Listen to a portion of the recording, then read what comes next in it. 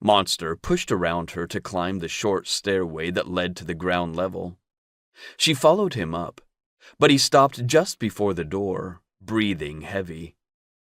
Vegas watched his back, the heaving of his thick shoulders. "Are you okay?" His rough voice clawed its way past her ears.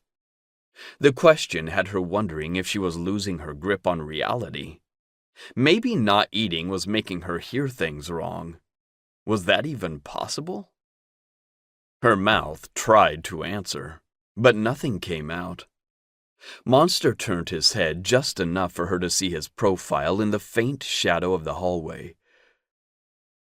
"I need to know," he ground out, "before I open this door and take you to him." Him was said with so much revulsion, it rattled the air between them even though it was hardly more than a rasp. Vegas eyed the tense way Monster held his shoulders, the vein that ticked erratically in his neck. What was this? "Please," he whispered, like if she didn't answer, he'd break. How absurd. Part of her wanted to see if he really would. He deserved to break, didn't he?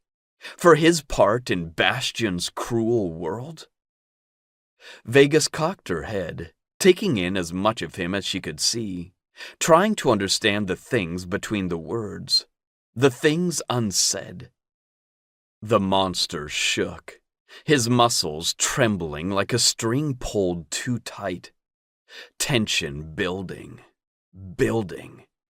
He was a bomb about to go off. She was the timer, counting down to 0. 5. His breath sucked in hard. 4.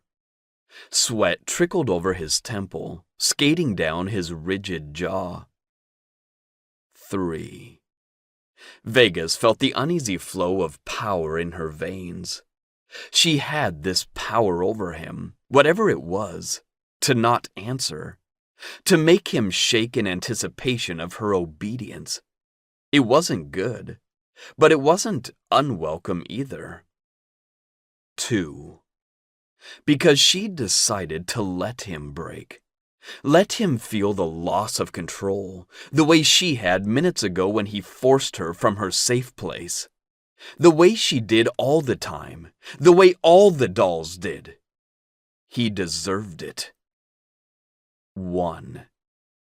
If I turn around, if I see for myself, I won't be able to keep this up. Understand? No, she didn't understand at all. But his voice was like nothing she'd ever heard from him before.